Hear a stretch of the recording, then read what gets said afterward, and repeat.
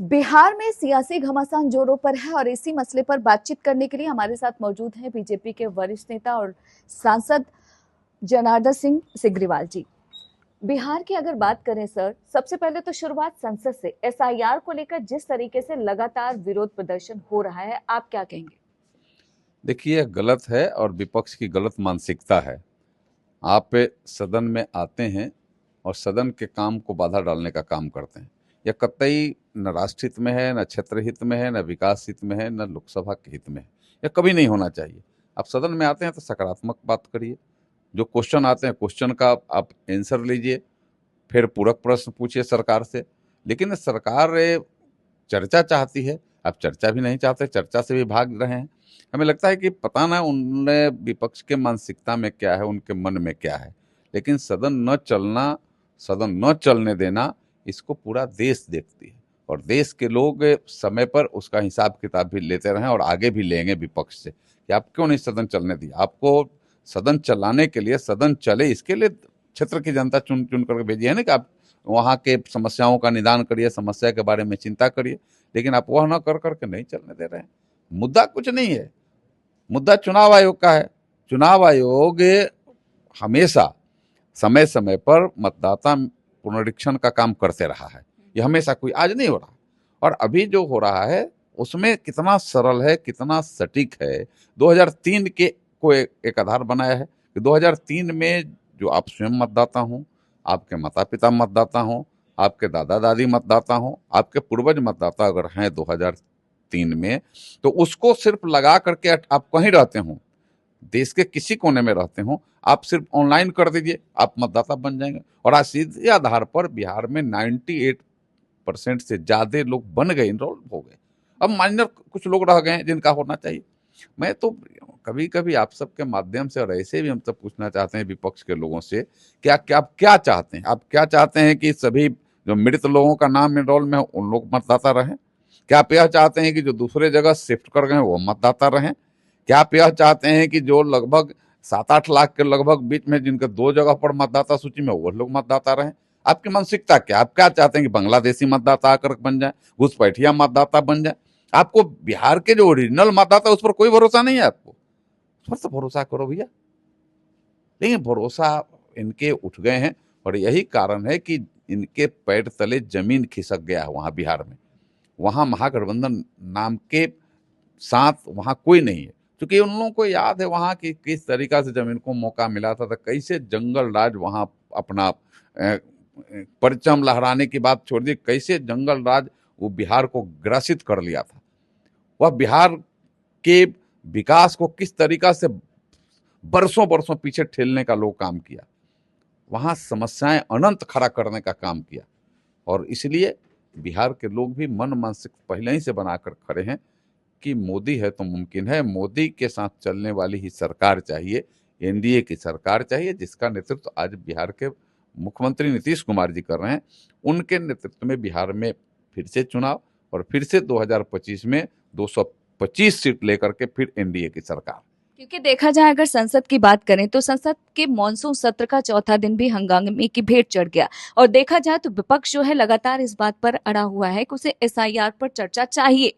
आपको क्या लग रहा है कि ये जो विपक्ष की जिद है ये क्यों है? क्या कोई डर है? डर ही की वजह से तो है। सरकार तो चर्चा के लिए तैयार है। सरकार तो कहती है भाई चर्चा करो, आओ आओ सदन में आओ, सदन चलने दो और चर्चा करो। लेकिन चर्चा से भी भाग रहे हैं, चर्चा से भी भाग रहे हैं, चर्चा में भी नहीं शिरकत कर रहे हैं।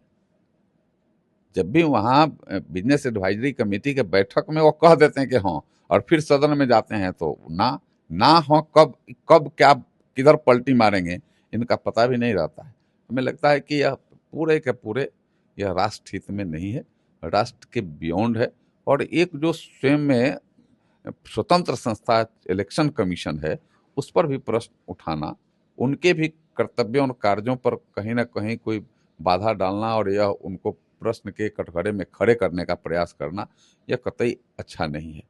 दूसरी ओर अगर बात करें तेजस्वी यादव की, तो उन्होंने एक नई कवायद छेड़ दी है। उन्होंने कहा कि चुनाव का बहिष्कार भी किया जा सकता है। आपके हिसाब से ये जो बयान तेजस्वी का आया है, क्यों?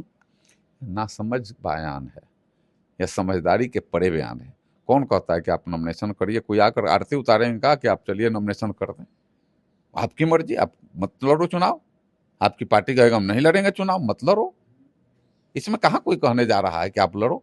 आप पहले ही आप हार मान गए, पहले ही फील्ड छोड़ करके भाग रहे हो, तो भाग जाओ। इसमें हमें लगता है कि कहीं ना कहीं कोई समझाया होगा, कहने के बाद तो फिर उन्होंने बदला है कि नहीं मैं फिर विचार मंथन करूंगा। समझना चाहिए, समझ कर कोई बयान देना चाहिए, लेकिन बिना समझ का कोई बयान दे करके और उस पेपर और मीडिया में उसको प्रमुखता मिले, ऐसा कभी नहीं करना चाहिए। प्रयास यह करना चाहिए कि जो हम बयान दें उस सटीक बयान हो, वो कहीं ना कहीं किसी विषय के अनुकूल बयान हो, कोई विषय पर वो सही मायने में जवाब के अनुकूल बयान हो। यह कतई नहीं है, सिर्फ एक मुद्दा बन गया है पहले ही से कि हाँ भाई इलेक्शन कमीशन गलत कर रहा है, गलत कर रहा है। आज बिहार के लोग भी इसको नकार रहे हैं। बिहार के लोग भी कह रहे हैं कि हमारे ऊपर आपको भरोसा खत्म हो गया, आप जो हम मतदाता बन गए हैं उन पर भरोसा आपका नहीं है, आपको मृत लोगों पर भरोसा है, जो मर गए उनके पर भरोसा है, जो यहाँ नहीं रह रहे उनके ऊपर भरोसा आपको है। इसलिए बिहार में इसका बहुत माने बड़ा निगेटिव प्रभाव विपक्ष पर जा रहा है, वहां महागठबंधन पर जा रहा है। आप कह रहे हैं महागठबंधन पर बहुत ज्यादा जो आरोप लगा रहे हैं, दूसरी ओर राहुल गांधी कहते हैं कि पहले तो चुनाव चोरी आप लोगों ने महाराष्ट्र में किया, अब बिहार कर रहे हैं, और ऐसे में जब चुनाव आयोग जो है लोगों का पुनर्निरीक्षण कर रहा है तो ऐसे में केंद्र और चुनाव आयोग पर सवाल खड़े कर रहे हैं। तो क्या आपको लग रहा है कि इस वक्त जो विपक्ष सड़क से लेकर संसद तक हंगामा कर रहा है, दरअसल उसका डबल स्टैंडर्ड जो है वो बिहार की जनता और देश की जनता के सामने आ रहा है? सीधे आ रहा है ना, सब तो देख ही रहे हैं ना, बिहार के लोग भी देख रहे हैं और देश के लोग भी देख रहे हैं। जब लोकसभा चलता है तो पूरा देश देखता है, और जो विधानसभा मान ले बिहार का विधानसभा चलता है तो पूरा राज्य देखता है। तो यह डबल स्टैंड की बात है, आप सही मैंने प्रश्न आपका है कि डबल स्टैंड की बात पूरा देश और पूरा राज्य भी देख रहा है, उसका खमियाजा उनको भुगतना ही पड़ेगा। क्योंकि राहुल गांधी कहते हैं कि फर्जी वोटरों ने ही बीजेपी को महाराष्ट्र में जिताया और अब वही फर्जी वोटर बिहार में जिताएंगे। हम फर्जी वोटर हटा रहे हैं तो वो कह रहे हैं कि फर्जी वोटर की बात, यह मैंने सवाल मैंने ही नहीं मैंने बुझा रहा है कि हम मृत लोगों को हटा रहे हैं, हम जो डबल वोटर है उसको हटा रहे हैं, जो दूसरी जगह शिफ्ट कर रहे हैं उनको हटा रहे हैं, तो ये फर्जी वोटर कहाँ से हो गए भैया? जो वहाँ वोटर हैं वहाँ बिहार में वो सब फर्जी हैं, फर्जीनामा का उनको तो जवाब मिल जाएगा। सब वोटर को फर्जी कह रहे हैं तो उनका जवाब लोग देंगे, समय जब आने वाला है उसमें लोग जवाब उनको प्राप्त मिल जाएगा। अंतिम सवाल आपसे, इस बार बिहार में क्या होगा और विपक्ष में इतनी बौखलाहट क्यों?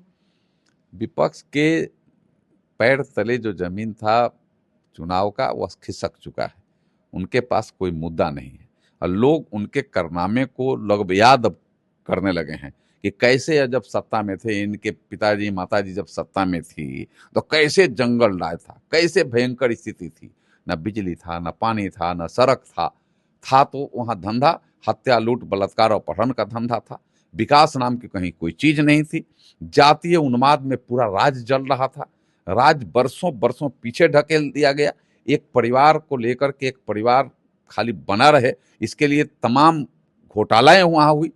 लोग पूछा जाए कि भाई जंगल राज कब था, यह चारा घोटाला कब हुआ, अलकतरा घोटाला कब हुआ, इनके पास क्या जवाब है? जरा जवाब दें भाई, चारा घोटाला कौन किया, अलकतरा घोटाला कौन किया? और जो साथ में है वो खेल घोटाला, 2G स्पेक्ट्रम घोटाला, यह घोटालेबाजों का यह पूरा का पूरा एक ग्रुप, एक कुनबा बन गया है। और इसलिए बिहार के लोग आज भले नौ जो मतदाता हैं, नौ मतदाता भी जब सुनते हैं कि जंगल राज था, जंगल राज के जब विश्लेषण सुनते हैं तो उनके भी रूह खड़े हो जाते हैं। और जो खास करके जंगल राज को देखा है, जो जैसे याद आता है कि फिर जंगल राज, तो उनके रोंगटे, उनके शरीर के एक एक रुएं खड़े हो जाते हैं कि बाप रे बाप क्या स्थिति थी वहां। कोई सुरक्षित नहीं था, न वहां किसान सुरक्षित था, न मजदूर सुरक्षित था, न वहाँ कोई बड़ा सुरक्षित था, न कोई छोटा सुरक्षित था, न वहाँ डॉक्टर सुरक्षित था, न इंजीनियर सुरक्षित था, न व्यवसायी सुरक्षित था, कोई सुरक्षित, न छात्र सुरक्षित था, न छात्र के अभिभावक पेरेंट्स सुरक्षित थे, कोई सुरक्षित नहीं था। इस सारे चीजों का संचालन, इस अपराध का संचालन सबसे दुर्भाग्य है को सत्ता के गलियारे से होता था। अपराधी अपराध कर करके और सत्ता के गलियारे का सहारा ले लेते थे, और आज उसके जस्ट विपरीत है। आज ये सत्ता के गलियारे से कठोर दंड अपराधियों को मिल रहा है तो उनको यह परेशानी है।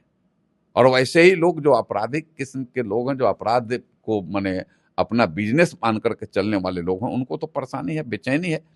और इसलिए हमें लगता है कि इनकी बेचैनी और बढ़ गई है। वो लोग वास्तविकता बताते होंगे कि भाई मतदाता के रूप में आपको वोट देने के लिए बिहार के लोग तैयार नहीं है, क्योंकि आपके कारनामे जब उनको याद आता है तो उनको यह सीधे आता है कि बाप रे, ऐसा सरकार नहीं चाहिए।